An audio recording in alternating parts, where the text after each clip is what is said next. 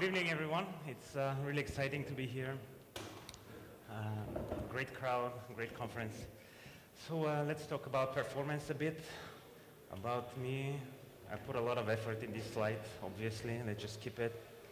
It's a long flight from LA, right? So you've probably heard that there's Mark Twain attributing this quote to the British Prime Minister Benjamin Disraeli, saying that so he reportedly said that there's three kinds of lies, them lies, and statistics. So I think the same can be kind of applied to performance, because it's kind of easy to read and follow performance advice out there, but things that are usually not that simple, or maybe something that is good or has been true for a while is no longer true, or it doesn't really matter. And so let's talk about these things. So first we talk about understanding the problem with performance and benchmarks, and then give just some pointers and ideas. So the thing is that we're chasing moving targets all the time, because browsers come up with new versions and most excellent JavaScript engines, and this is great for us. Libraries also change. So John Rasick in one talk said that he read some advice that somebody was saying in jQuery you shouldn't do A, but you should do B instead, because A is slower and B is faster. And so he was kind of, I don't know, why wouldn't you use A, right? So he came and optimized whatever was supposedly slow and committed a new version, so it became actually as fast, if not faster, in certain browsers. So this advice was good for, I don't know, maybe just a few days. So different browsers, different libraries. So one example of advice that is floating around is that string concatenation. People from Microsoft have talked about it a lot, how it's slower to concatenate strings, but it's faster if you append everything to an array and then join the array at the end. So this was true in IE6, but it's no longer true in IE7 and 8, and it all kinds of depends how big are the strings, how large is the array, which browser, and so on. A lot of conditions for this to be true. So it reminds me of a book by Terry Pratchett, where in Discworld they were saying that we have to do some objectivity in literature. We cannot just say all kinds of stuff. So you're allowed to say that the pen is mightier than the sword, only if you explain that that only is true if the sword is very small and the pen is really sharp. So a bit about benchmarking. So that's the most common pattern maybe when people are doing benchmarks. You take the start date, you do some crazy repetitions and do something, and then take the end time. So kind of a problem with that is that you're not actually releasing the thread, you're taking the end time right after something is completed, but does the user see anything, especially when it comes to DOM operations? So maybe these are performed in memory, but nothing is painted on the screen yet, so the user is not really seeing any difference. So when you start taking the end time with just a set timeout of 0, then you're releasing the thread and taking the end time. You're letting the browser finish whatever the painting and rendering, and get a much more realistic figure about what the user is experiencing. So a bit about the 0 timeout. So there's no such thing as a 0 timeout, right? When you say a timeout of 0, you're actually saying execute that as soon as possible. And this figure can be different across different browsers. And for example, 0 timeout is about 15 milliseconds in IE. So that's also kind of important to have whatever you're benchmarking to be long enough, take much more than 15 milliseconds, because if you do a test and say, oh, this one took 15 milliseconds, the other one took 16 milliseconds, then it's probably, the IE's clock is not ticking that quickly. So you have no idea which one was better. And it's always a good idea to do enough tests. It's usually 200 rounds of the same test to get a statistically significant result. And then it's also important to filter any outliers when you have some too big figures or too small. So there's several ways. Once you have run a whole bunch of runs in a test, to consider what you're going to do with the results. And the most common the thing that people do is taking the average, which is not really descriptive of anything because it's a made-up number, right? It's an average of a number of runs. So the easiest thing is to take the median, basically just sort the array of all the results and pick the value in the middle because it's actually a real test. Or if you're going to take the average, it's a good idea to filter the outliers, basically sort all the results, remove the first quarter and the last quarter. So something like this, right? When you sort all the results and you throw away the beginning and the end because these are kind of outliers. So have somewhere I've been doing this test for Firefox, right? How long? It's just nothing, just a timeout of 0 to see how much it takes. So the median value is exactly 10 seconds. Then the average is kind of different, and the average after filtering the outliers. And so you can see that sometimes, because I was maybe scrolling or opening Firebug, something that took a little bit more time than usual. So if you take the average without filtering those kind of values, it's probably you're not getting a realistic value.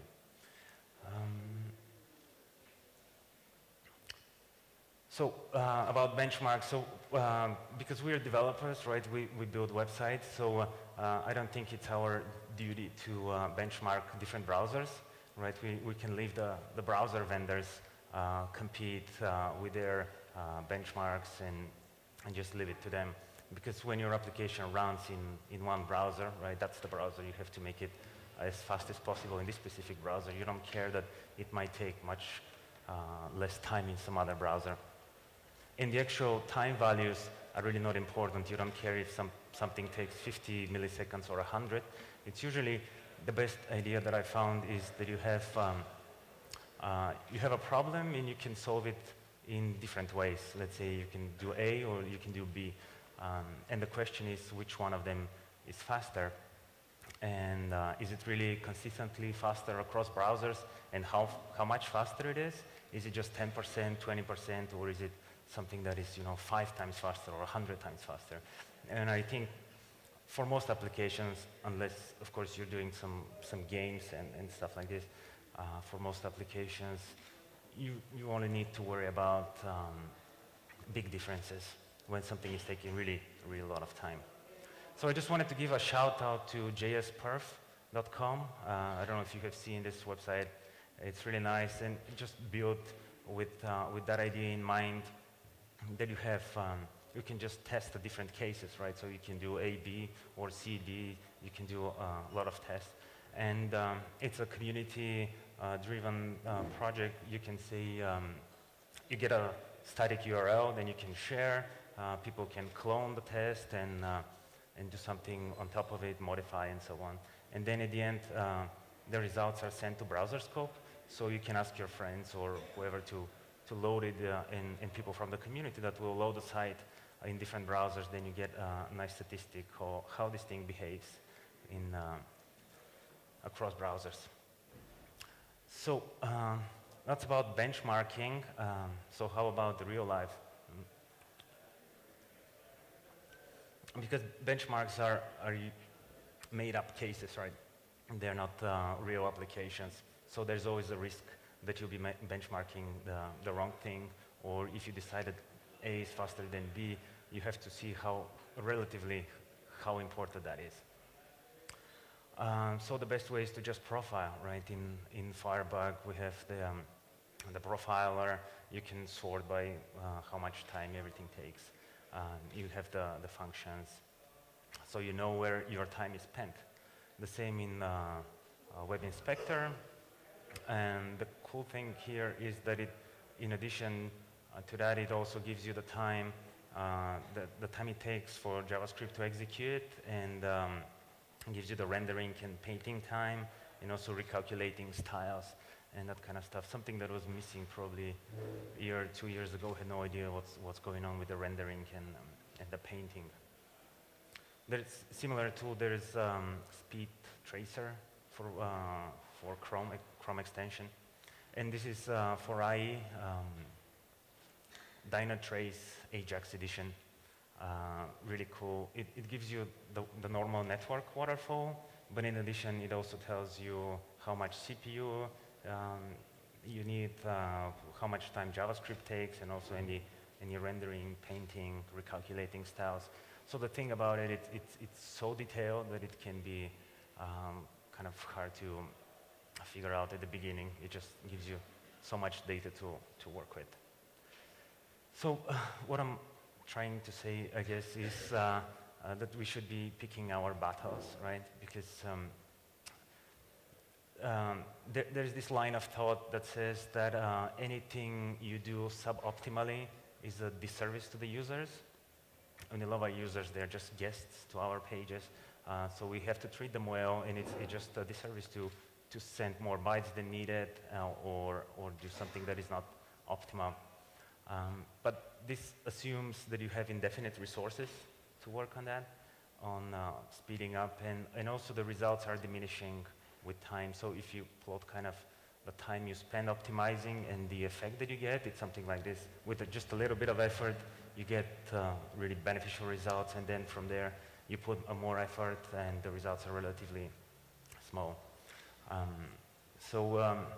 The other side to that is that you don't have indefinite resources, right? You have a bunch of people who are working on this website. So in a way, if you spend too much time micro-optimizing or nano-optimizing, then this is also a disservice to the user, because you could have done something else instead, like make the site more accessible or user-friendly, implement some new features.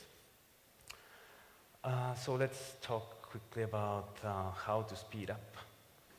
Just some pointers, right? So when you talk about speeding up JavaScript, you can think about two sides of it. First is to load that JavaScript on the page, and then once it's loaded, to make sure that it runs as quickly as you can. So the loading, I'm pretty sure you're all familiar with the Yahoo best practices, right? But I just felt obliged to just list them out, right? Reducing the number of requests, combining scripts, gzipping, minifying, setting the far future expires header, and if you have the budget, use a CDN. This is most likely to give the biggest benefit, right? So once you've done all those basics, then you can move to other stuff. For example, to load the JavaScript asynchronously, right? Because asynchronous is good. The users are seeing some sort of progress. They see something is rendered, then JavaScript kicks in, kind of enhances the page, and they have the perception that something is going on, and the page is responsive, and the application feels snappier. Right? So the problem with JavaScript, of course, especially in not the latest generation of browsers, is that JavaScript blocks all the other downloads. So if you have images and so on, the browser will stop all the parsing and all the downloads until it finishes with JavaScript.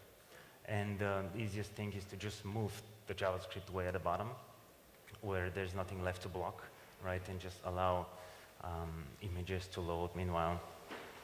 So now you have the two kind of newer attributes for script tags, defer and async. So defer has been around since forever in IE. It's an IE innovation. So you basically, when you say script defer, you're actually saying that it's okay not to load that script right away. You don't really need it. It can proceed with the other downloads, but you want the order of the different scripts to be maintained.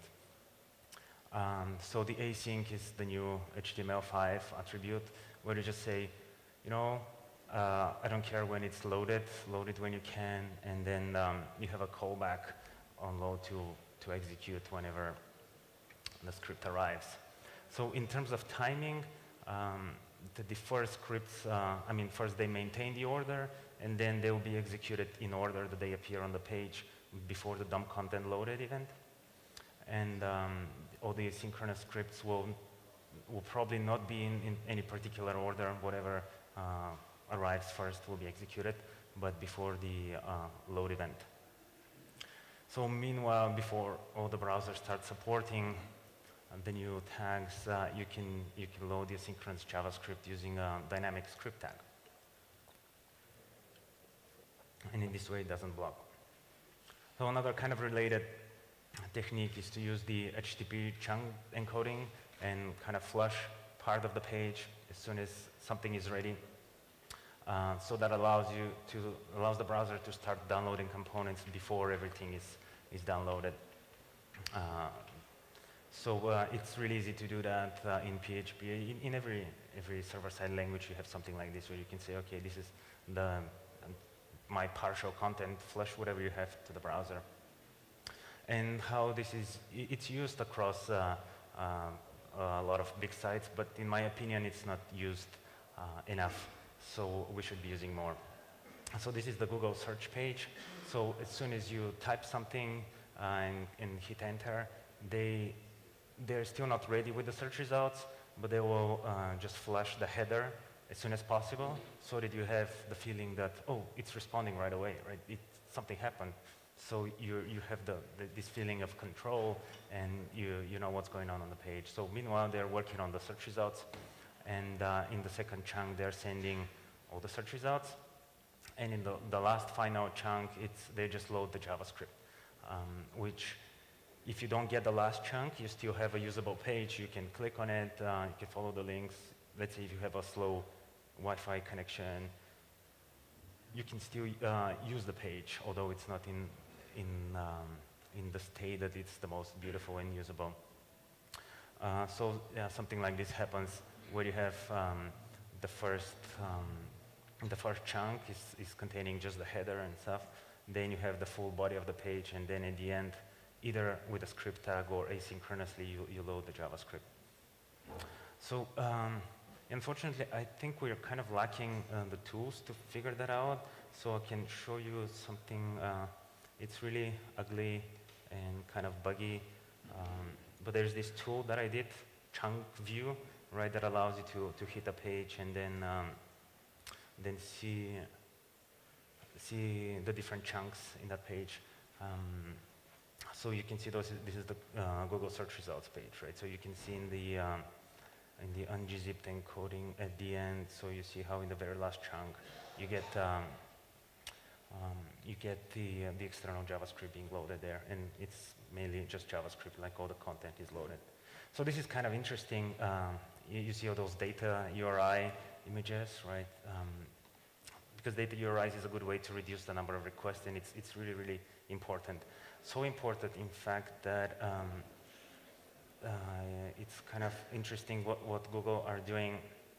So let me show you. If you load that page, right, there's no, other than the sprite, there's no additional image requests, right? And the page has images, right? So they're all inline in the HTML response. So there's not, you don't benefit from the caching, but it's so important to reduce the number of requests that they're willing to send more bytes in the results, just to have everything faster.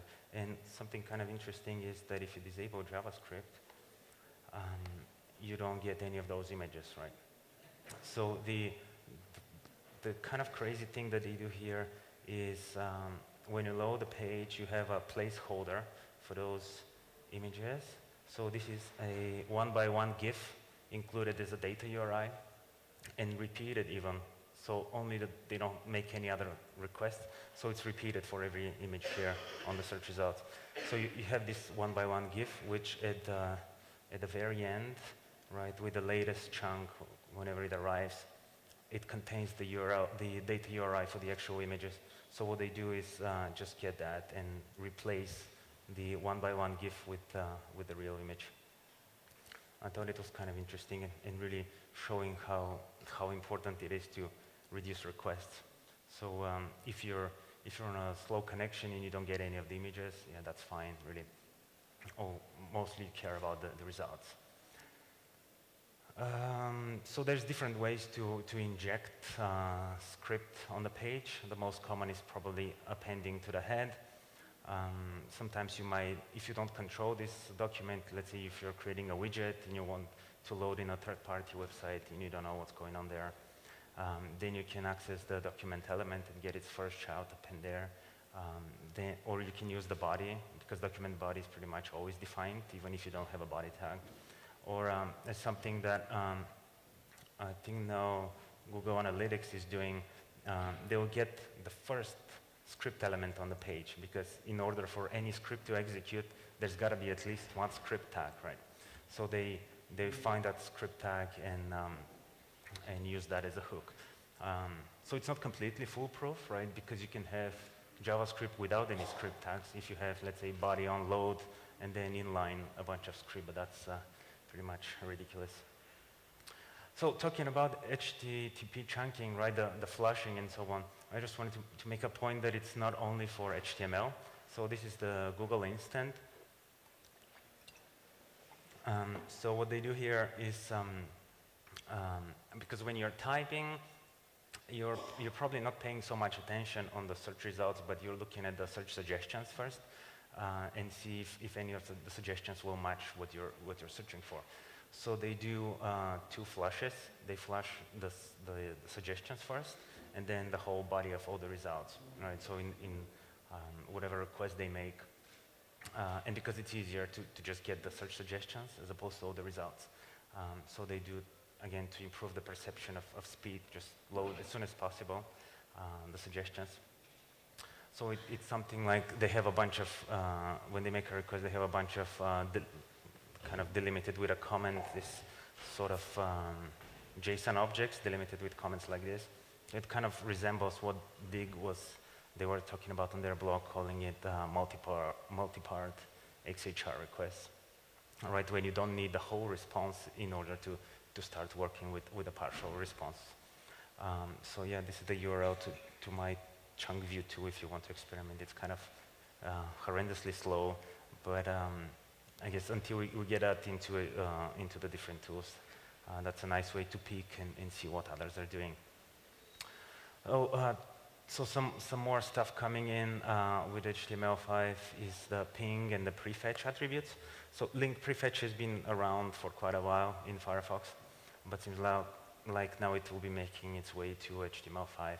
So this is a way to improve the performance on the next page. So while the user is reading an article or typing in a login screen or something, then the browser can start prefetching resources that are needed on the next page. Currently, you can do this, and we'll see just the pattern, but that it's really nice and easy way to do it.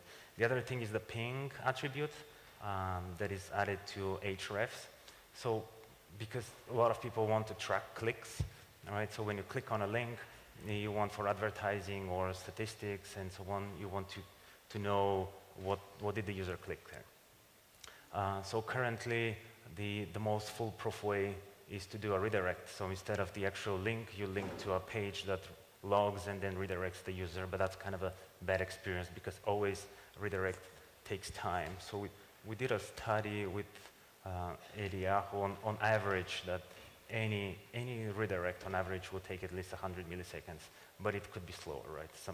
All kinds of things may be happening, or if your redirect fails, then you actually don't see the page. And also for the other way is when you click on a link is to send a beacon, right? New image SRC to something. But the thing is that there's a certain amount of loss of click loss, which for advertisers and for some statistics are unacceptable. Let's say 5% beacon loss. So that's why they do some crazy stuff like they send a beacon and they will do a really big loop just to slow down the user, slow down the browser to kind of increase the chances that this beacon will be sent correctly.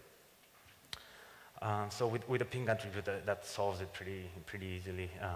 The user clicks on the link and then the browser knows that it has to send beacon to this ping URL, and it will take the time whenever it's appropriate for the browser to send a beacon, but you have confidence that it will be sent.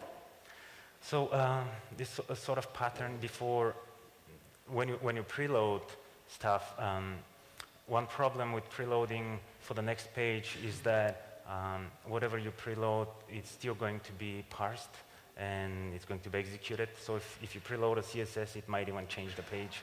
Or if you preload a JavaScript, it still has to be parsed and so on. And it might even, the script that you preload might expect that it's running on the next page, so it might throw an error. So you have to make sure that your script works both ways. But anyway, it's a waste of time to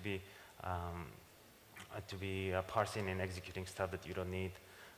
So one quite easy solution is to use a new image SRC and just request that. But the thing is that in Firebug WebKit, images have different cache. They're kept in a different place than the scripts and styles. So whatever if you load a script as an image, then it's not going to be cached. So for those, you can use an object tag and set its width height to 0. In this way, it's loaded and cached, but never executed.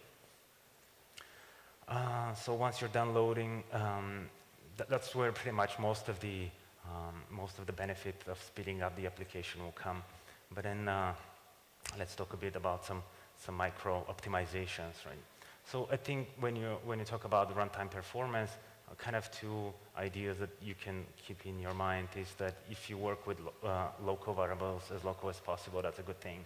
And if you can avoid doing the same thing twice or more than that, that's great. So just a general guideline. And let's see some of those. So, the global variables are evil. We should always use var inside of the function. For example, in this case, when you have nested functions, and then this will alert 3, right? So if you don't have it, then the engine will look up the scope chain, find this other A, and if it's not found, it will go to the global. So if you can avoid this going up the scope chain, that's a good thing. And it also helps minification, because most of the minifiers out there will not rename any global variables because it's not safe to do so. So when you use a local variable, it can be safely minified to a shorter name. One kind of pattern here is if you use some sort of module pattern, right? And inside there you have you need to access the window object, the document, maybe some other module. Something that I've seen people do is pass all those stuff to your module at the beginning, right, when it's defined.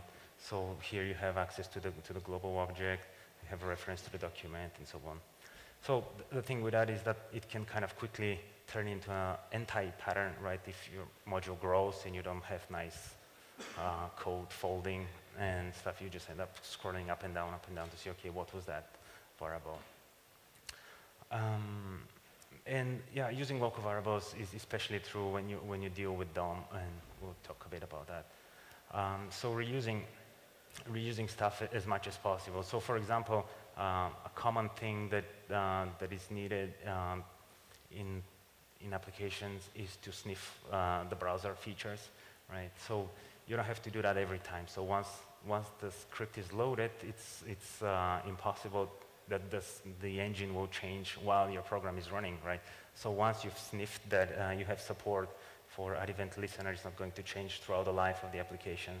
So it kind of makes sense to do this sort of branching when the code is loaded, or maybe the first time that it's called, right? So you basically sniff whatever the browser supports, and then define the function on the fly.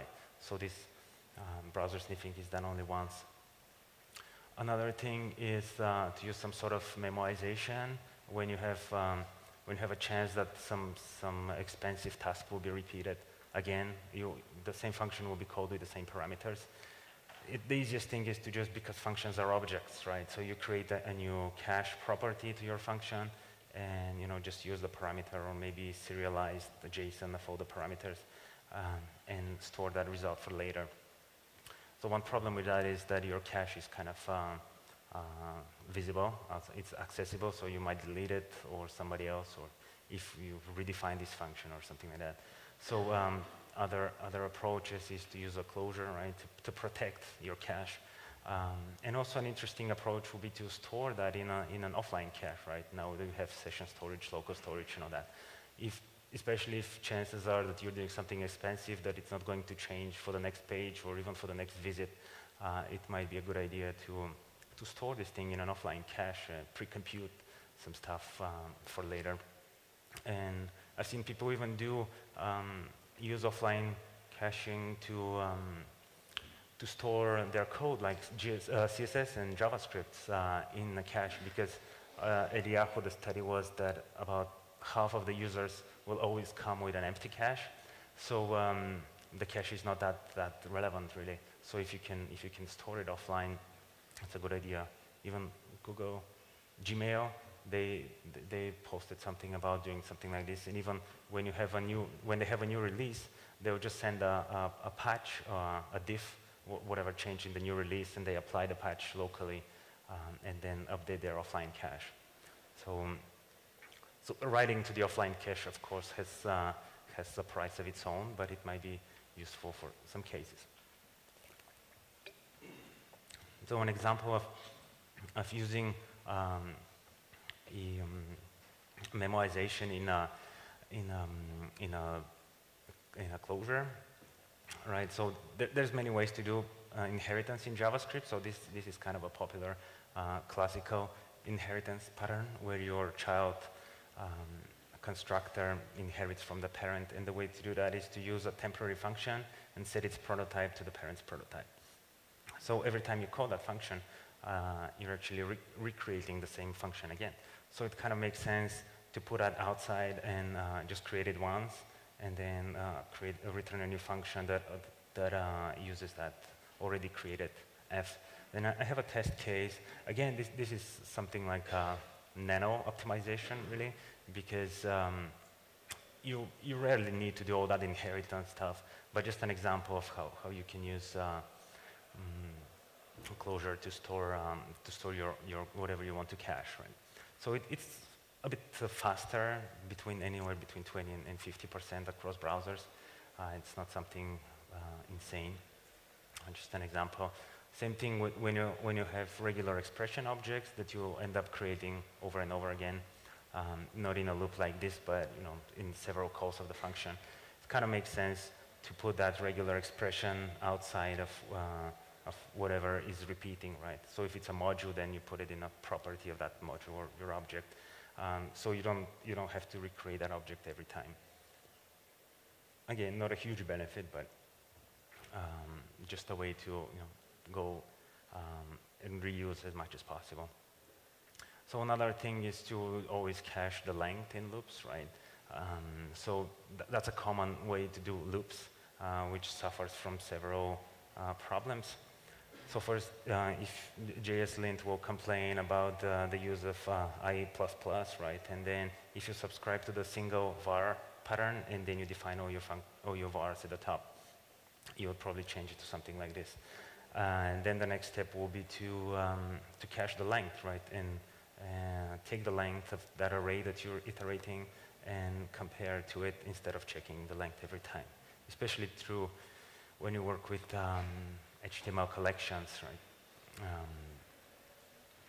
So yeah, yet another way is to take the length and then count down to it, right? Because comparing to 0 is faster, right? But those are kind of, again, micro optimization. So probably the biggest thing that you have to focus on after making sure that the scripts are loaded as fast as possible, the first place to start optimizing is the DOM. And I just want to give an illustration how bad things are. So if you do some crazy long loop and then you update the inner HTML of some element, you get every time, like in this case, 15,000 repetitions. You read the value once and write it once. So a better way is to go local, right, and use a local variable, and then once you're done with it, just append it or update that element once. So you have only accessing the DOM twice. So this is a ridiculous example, of course, but the thing is, that's what I meant when I talked about comparing A with B, right? Just to see how bad it is. So it's really bad across all the browsers, right? Anywhere between, it's not 150%, it's 150 times slower in IE. So this is something that is worth considering, right? Instead of trying to optimize 20% or something, this is, hundreds of times faster. And it's kind of important to understand, so this is my slide with the special effect, to understand why this is the problem with the DOM, right? Because you have, because the DOM is implemented separately from the JavaScript engine, and it makes sense, right? Because you don't necessarily need the DOM to run JavaScript applications.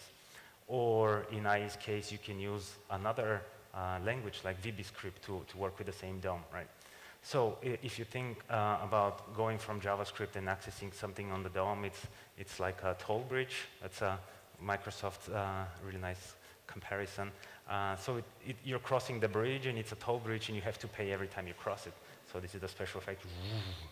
And then you cross the bridge, and then you pay the penalty. So you do that every time. So the important thing to remember is the DOM is slow, and if you want to start somewhere, that's the place to start. Just one last thing, because I had patterns in the title, so I thought maybe some of you might be expecting to talk about design patterns. So let's just quickly go over that proxy design pattern, like from the book of 4, so on. So Brendan and I talked yesterday about proxies coming to ECMAScript, which is nice. But meanwhile, you can implement it yourself for certain tasks. So what is the proxy pattern is that when you have one object that acts as an interface to another. So instead of one object calling the other one method, it goes through a proxy. So you have something like this, where this is the object that wants to consume the so-called real subject, right?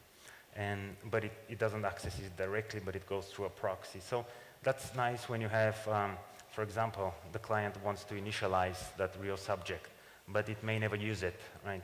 So it says, calls some sort of init method, and the proxy says, okay, it's done, but it's actually nothing was done yet, because chances are that it might never be used.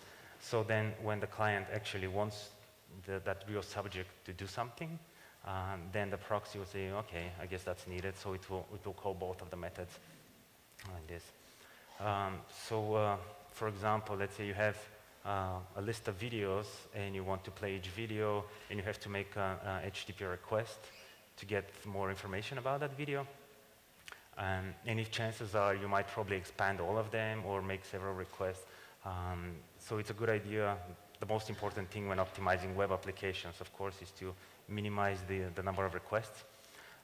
So instead of going every time through consuming that HTTP object that you have created somehow that does all the transport to the server, you can introduce a proxy in between. And it might be even something as simple as just a minimal 100 milliseconds timeout, something that the user will not feel. But if chances are you have to make several requests in a quick sequence, then it makes sense that the proxy will combine all those requests, send them once, get all the data, which will be much faster than making the separate requests. And you can even add some sort of caching, right? So if your client wants to request the same video, right, the second time, the proxy will serve it from the cache. That's my last slide. Just to kind of try to summarize, is whenever you try to approach a performance project, or you want to apply some best practices or advice out there, you should always ask why. Is it true? Is it still relevant? How was the experiment done? Just question. Then the next thing is to make sure that the script is loaded as quickly and as asynchronously as possible. Remember to touch the DOM lightly, and for the micro nano optimizations, kind of the two guidelines to work with locals as much as possible, especially in the DOM, and then reuse. Don't create the same objects or same properties twice. So that's all I had. I hope I'm okay with the time, right? Yeah. Yeah. So yeah, thank you very much.